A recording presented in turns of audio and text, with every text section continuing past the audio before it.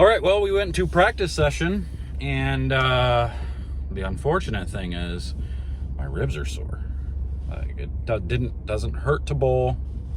Like, I don't feel it while I'm bowling, but now that I'm like chilling afterwards, they're sore, and it's moved back. It's towards the back side now. It's not the front. So talking with somebody, she thinks that what happened was I probably dislocated one, and the pop was it popping out and back in. And that's why it's just so sore and tender to the touch, because I'm not like restricted. Like, it doesn't, like I said, it doesn't hurt.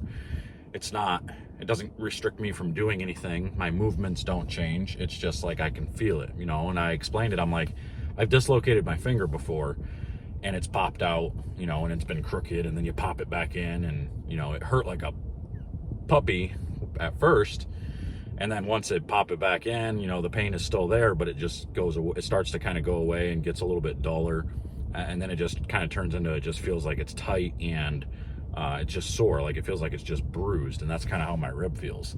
So I feel like maybe I just popped a rib out and back in or something. I don't know. Probably a good thing it didn't stay out.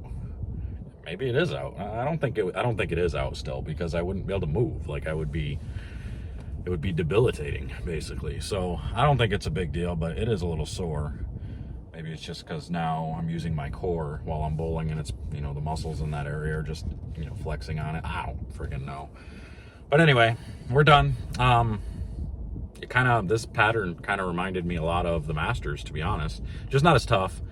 They weren't as flat. I didn't feel like I had to force myself to be as soft, and actually I could use weaker bowling balls from the inside part to create that steep angle.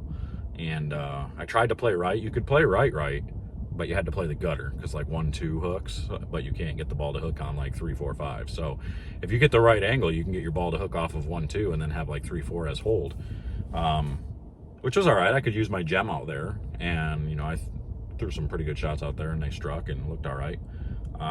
But it's not something I would feel like is consistent or would be good pair to pair.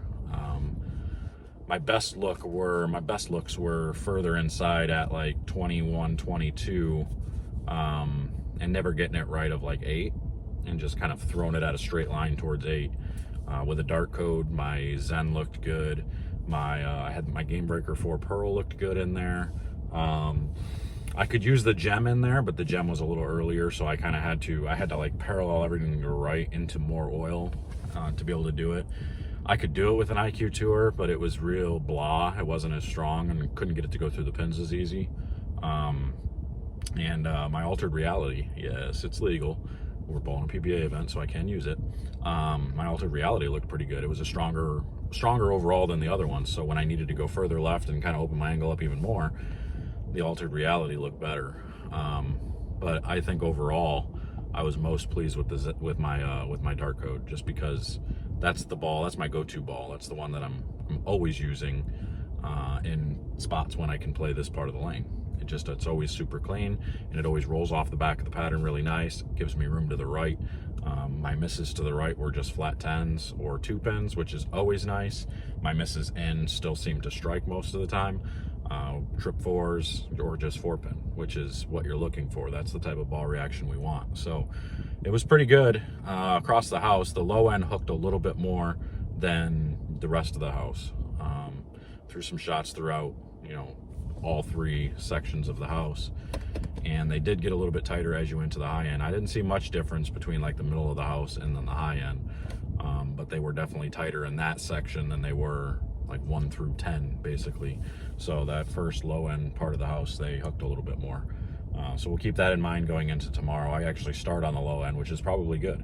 I start on the hooking side and move my way to the tighter end. So that's probably a pretty good cross, although I'm crossing with Scott Matthews again. And he'll tell you, I feel like we cross together a lot. Like, even on the national tour stuff, when we were bowling the qualifiers, we crossed together a lot. Either that or we were right next to each other every single event, it seemed like. So I feel like we know each other pretty well after crossing with each other so much. And then I got my buddy Daniel Farish to the left of me. We got Graham Frog to the right of me. Not that that matters, because he's just wrong-handed. So But we'll see. We got some pretty good bowlers that are coming in, for this Central and Midwest event. So full field, 72 bowlers. Pretty good for the first event of the year. I mean, so we'll see how they end up throughout the summer. The summertime is when you start to wonder, are we going to fill fields? Because we get a lot of, we fill them up because we go to a lot of smaller centers, and field maxes are like, I don't know, like 56 or something in a lot of centers because we have such small centers. We have like 24 lane centers or something like that. So we'll see how the remainder of the schedule goes. We don't have the entire schedule up yet, but we do have quite a few of them up. I think is it next week? Next week or the week after? There's another one-day event, but it's a PBA members only event, so that's kind of cool. You don't see that very often, especially in the regional tour. So yeah, so I'm gonna take I'll probably take 8 balls in with me tomorrow.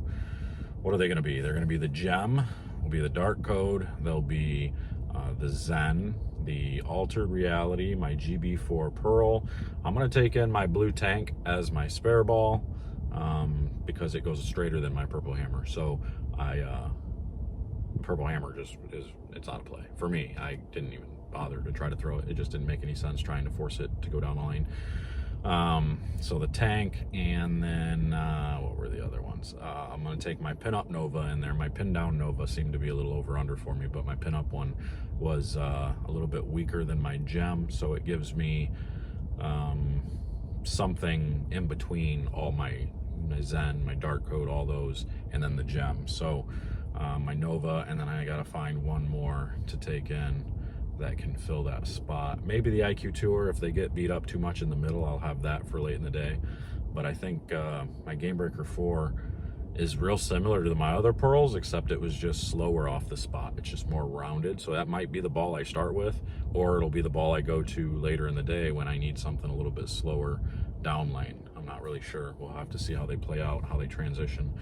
But I feel like this was, I'm pretty sharp, even though I only practiced a couple times this week, just because of, my rib, and I took the week off for, after the Masters, but I feel pretty sharp still. I was throwing pretty good shots. My trail leg was down, and, I didn't have a whole lot of mistakes during practice, so that was nice to see. Shot some spares, made all my spares. I did chop a 610, but not too concerned with that. I didn't use my spare ball, but either way, pretty good practice session. So tomorrow morning we bowl 8 games, and then we cut to I think it's just the top 16 for match play, and we'll see how that goes. But I'm out of here. That was practice, and we'll see you guys in the morning.